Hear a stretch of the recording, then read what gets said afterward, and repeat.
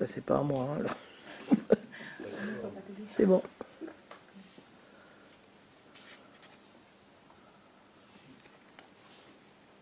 C'est bon, tu peux commencer, là. Ok? Quand tu veux. C'est bon, vas-y. Eh bien, frères et sœurs, bonjour encore. Et toujours bonjour. Bonjour. Un bon jour. Et une bonne semaine, et un bon mois, une bonne année, et tout le reste avec. Hein? Et que ce jour soit le premier d'une toute une nouvelle série. Seigneur, merci parce que d'abord, c'est à toi que je veux m'adresser, comme toujours. Parce que c'est toi qui donnes ta parole. C'est toi qui as donné cette parole.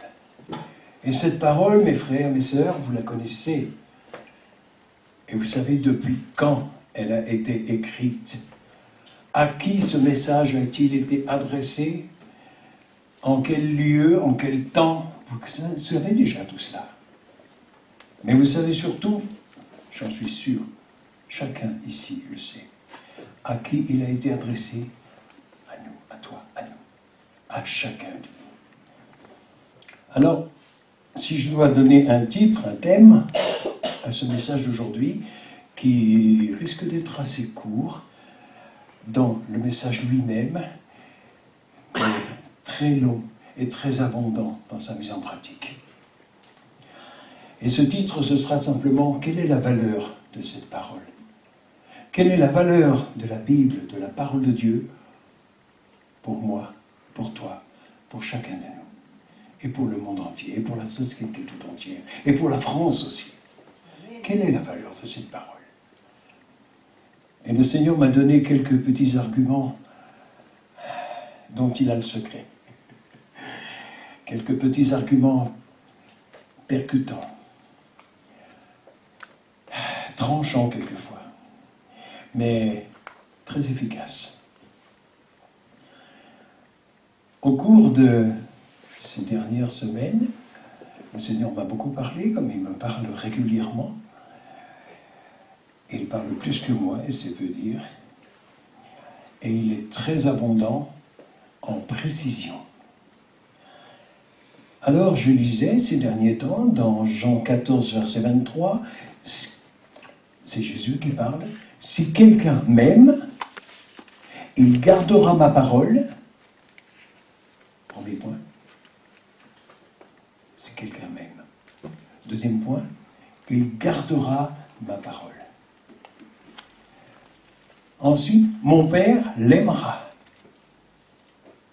Parce qu'il garde cette parole, qui est la mienne, mon Père l'aimera. Ensuite, nous viendrons à lui, à elle, à nous. Et nous ferons notre demeure chez lui. Le Seigneur est-il venu faire sa demeure, piquer sa tente, comme on dit, chez vous? Chez toi? Il est venu chez toi? Alors qu'il vienne aujourd'hui et qu'il pique sa tente. Et il vient, attention, avec des grandes valises bien pleines. Il vient jamais tout seul. Il y a le Père, il y a le Fils, il y a le Saint-Esprit, et il y a toute une foule.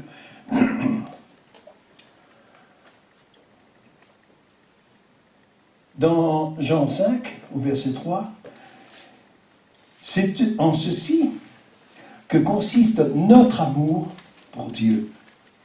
Parce que nous parlons beaucoup de l'amour de Dieu. Beaucoup en parlent. Moi aussi, ça m'est arrivé d'en parler aussi.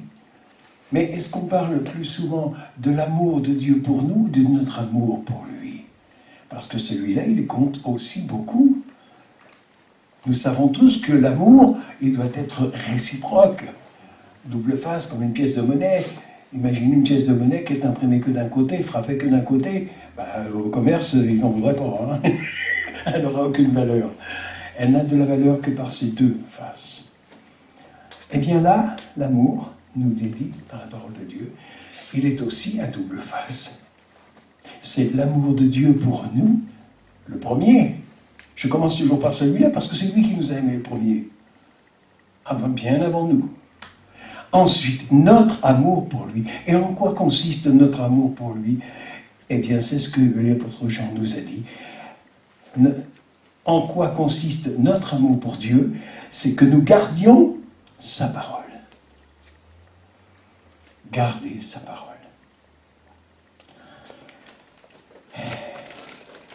Et dans le chapitre 15 du même évangile de Jean, au verset 10, c'est Jésus qui dit « Si vous gardez mes commandements, ma parole, vous demeurez dans mon amour, comme j'ai gardé la parole de mon Père, que je vous ai transmise, et que je suis resté en son amour, l'un dans l'autre.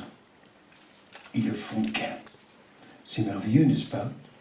Alors, quels sont les effets de cette parole, de ces quelques versets dans nos vies? Moi, je dis que la parole de Dieu est synonyme de la présence de Dieu. Beaucoup disent, je l'ai vu affiché encore il n'y a pas longtemps, quelque part, « Seigneur, plus de ta présence auprès de nous. » Oui. Mais chaque fois que je voyais cette affiche, j'entendais la voix du Seigneur qui répondait derrière, « Et plus de la tienne aussi. Toi aussi, je te veux. Tu me veux auprès de toi, moi je te veux auprès de moi. » Alors, le calcul est simple, très simple. Prenons cette croix qui est là. Je suis à une certaine distance de cette croix. Et je ne peux pas lui demander de descendre du mur pour venir jusqu'à moi. Si je veux qu'elle soit plus près de moi, il faut simplement que moi-même je me rapproche. Et plus je me rapproche d'elle, et plus elle est proche de moi. Ok? C'est un calcul physique très simple. Tout enfant peut le comprendre. Tout le monde peut le comprendre. Vous l'avez tous compris, moi aussi. Mais vous avez tous compris dans ce cas-là que plus je me rapproche de la parole de Dieu, chaque jour, pas seulement à passer des journées entières à lire, parce qu'il y a autre chose à faire, c'est sûr, hein, mais surtout la garder en mémoire aussi, la vivre. Et quand vous vivez une de ces paroles, que vous la voyez s'accomplir, elle se grave là. Elle est gravée là-dedans, et dans le cœur encore plus. Et vous ne pouvez plus l'oublier. Bien sûr, vous pensez à des tas d'autres choses en même temps. Au cours de la journée, de la semaine, du mois, les événements, n'en parlons pas, ils sont tous là pour nous distraire beaucoup. Hein. Mais au moment propice, au moment voulu par Dieu, cette parole revient gravée devant vos yeux. Pas toujours avec la référence. C'est vrai, on a des fois des petits problèmes avec les références. Hein. On ne se rappelle plus dans quel évangile, puis avec suivant la traduction qu'on utilise, il y a un petit décalage de référence. Mais c'est pas grave. Ce n'est pas le texte, le logos. Ce n'est pas la parole écrite seulement. La parole écrite est là comme support pour nous transmettre le réma, c'est-à-dire la parole personnelle que Dieu nous adresse. À travers ces versets, Dieu a parlé en son temps, il y a presque 2000 ans hein, déjà, à l'apôtre Jean, et à bien d'autres encore, aux églises, à toutes les églises. Mais aujourd'hui encore, cette parole nous parle aussi à moi, à toi, à nous, à chacun. C'est là la richesse de cette parole. Et c'est ce qui nous dévoile petit à petit sa valeur, sa puissance, les effets de la parole dans notre vie.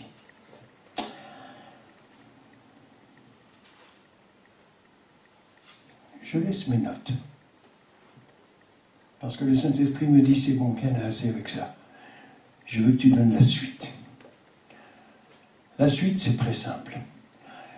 Au cours de ces dernières nuits, j'ai eu beaucoup d'activités dans mes journées. Et il y a des nuits qui sont difficiles. J'ai du mal à m'endormir. Avant-hier soir, je me suis couché, pas trop tard quand même, pas toujours facile. Hein. Je me suis endormi, tranquillement, et au bout d'une heure, le Seigneur m'a réveillé. J'ai dit, écoute Seigneur, tu sais demain ce que j'ai encore à faire, excuse-moi, mais 5h30, il faut que je me relève pour aller chercher Marie-Jo à la clinique. Hein. Aujourd'hui, elle est encore en train de travailler, de dormir, parce qu'elle a travaillé la nuit dernière, elle travaille encore ce soir. C'est dur, hein, le travail. dans les hôpitaux. Hein. Et je dis, Seigneur, tu connais toutes choses, et tu sais que demain, j'ai encore une journée complète d'activité. Hein. Ça va pas être facile. Hein. Mais enfin, je te fais confiance. Même si je dors qu'une seule heure dans la nuit, tu me donneras la force et la joie et la forme hein, pour le faire. Et il l'a fait. Et il l'a fait parce qu'il tient ses promesses toujours. Je vous renouvellerai. Il l'a fait. Et hier, toute la journée, j'ai passé une magnifique journée, pleine de force, pleine de joie, de feu, ça crame. Et je ne me suis même pas rendu compte que j'avais dormi qu'une heure et demie, 2 heures, au total dans ma nuit. Et la nuit dernière, j'ai dit, bon, ben, Seigneur, hein, hier soir, ce soir, tu me laisses rattraper un peu. Merci. Et j'ai dormi comme un bébé toute ma nuit. Vous voyez comme le Seigneur répond vite. Parce qu'il nous connaît tellement bien. Il nous connaît tellement bien. Mais c'est surtout, le point principal pour moi aujourd'hui, c'est surtout ce qu'il m'a dit. Parce que quand il me réveille, c'est pas pour rien. Hein. Il y a toujours quelque chose à me dire. Il me dit, relis un petit peu ce vieux bouquin que tu étais en train de lire là, concernant le thème principal, attends-toi à Dieu. C'est un sacré beau bouquin celui-là. Je vous le repasserai, je vous le refilerai. Ah ouais, ça vaut le coup d'être lu.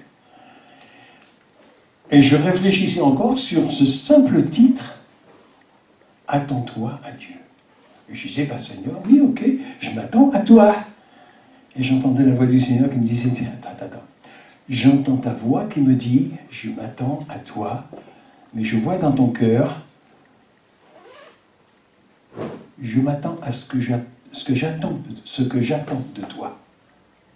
Et attends, je n'ai pas bien compris là. Je m'attends à toi, c'est ce que moi je veux te dire, et toi tu comprends ce que j'attends de toi. Ah, il y a une différence. Elle est bonne la différence.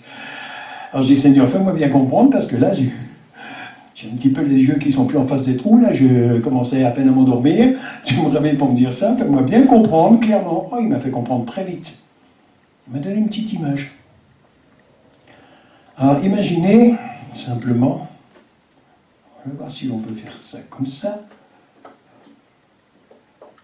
Non, c'est pas possible, on peut ça faire. Imaginez simplement un enfant, un petit bambin, qui vient vers son papa avec un petit bol. Et papa, j'ai faim.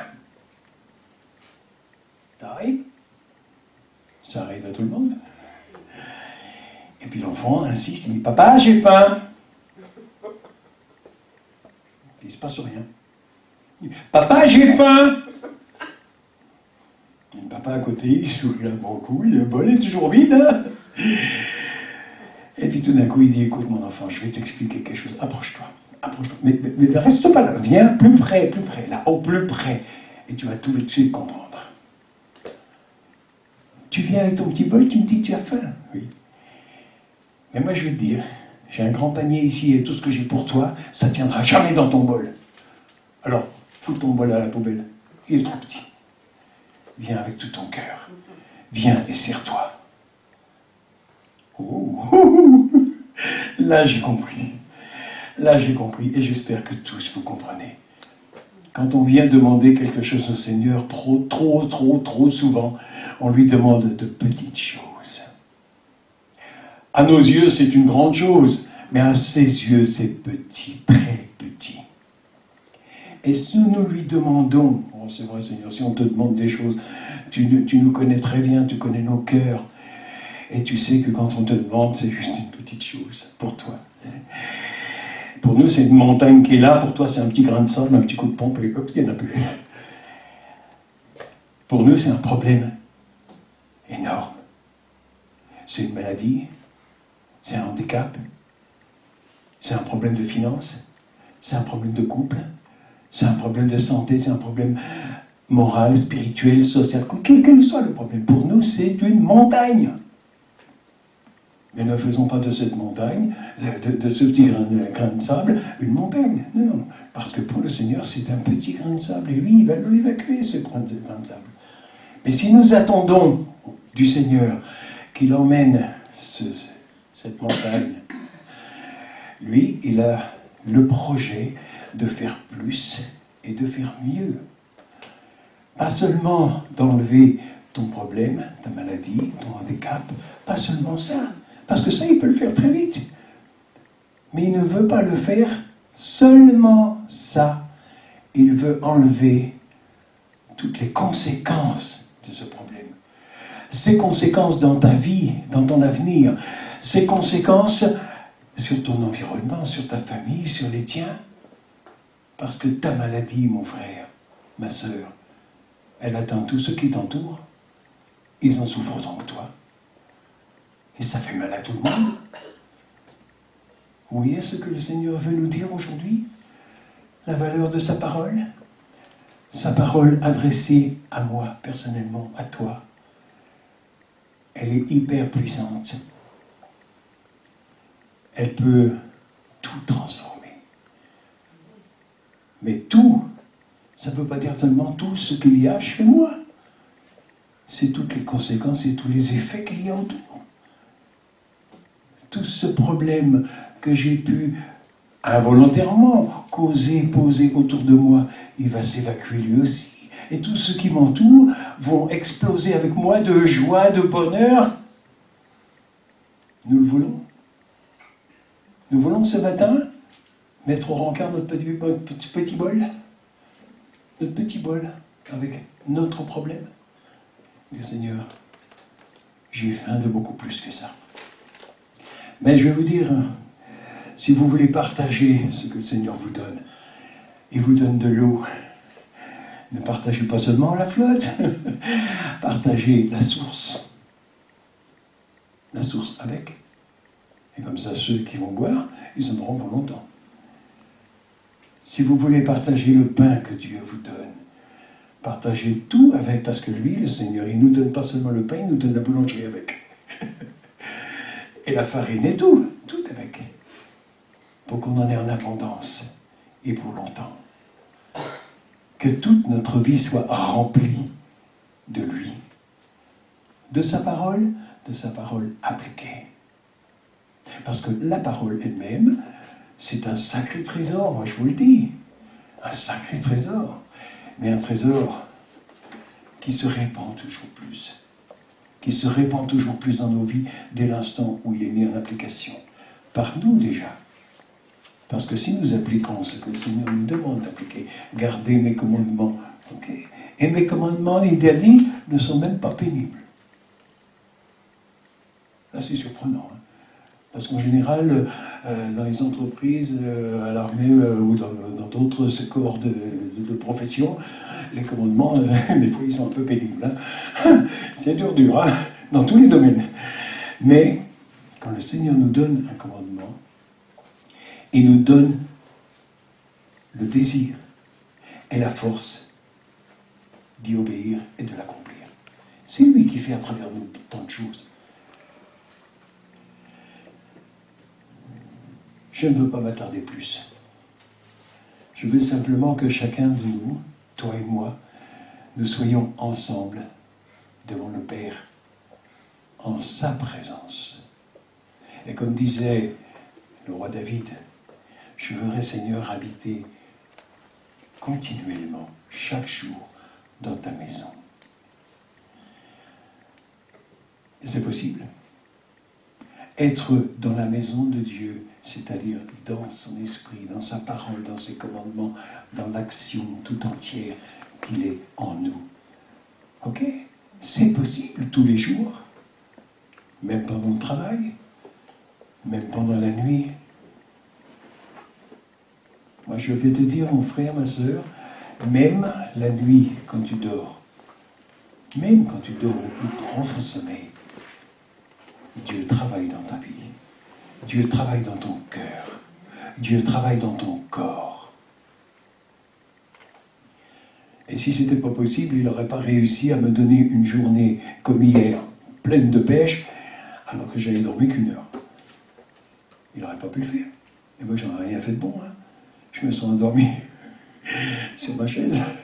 Ça n'aurait pas été une bonne chose. Hein. Non. mais il m'a donné la force. C'est la puissance surnaturelle de Dieu en nous, de sa parole et de son Esprit Saint qui vient agir en nous, dans toutes nos cellules, dans nos cœurs et dans nos corps. C'est très simple tout cela. C'est vraiment très simple. Et nous compliquons tellement les choses que nous cherchons souvent. Nous cherchons. Et pourtant, il est bien écrit qui cherche trouve. Alors, pendant les instants qui suivent, on a du temps. Pendant les instants qui suivent, on va simplement couper la caméra. Parce que ce qui va se passer maintenant, c'est ici que ça va se passer. Ce qui se passera après, chez toi, sur Internet, il se passera aussi quelque chose. Parce que tu auras reçu ce message et que tu la mettras en pratique. Seigneur, bénis tous ceux qui verront la vidéo. Tous ceux dans le temps et dans l'espace, partout où elle passera. Que tous ceux qui recevront ta parole, pas la mienne, la tienne, Seigneur, ton message, que tous ceux-là reçoivent de toi ce qu'ils attendent, mais plus encore.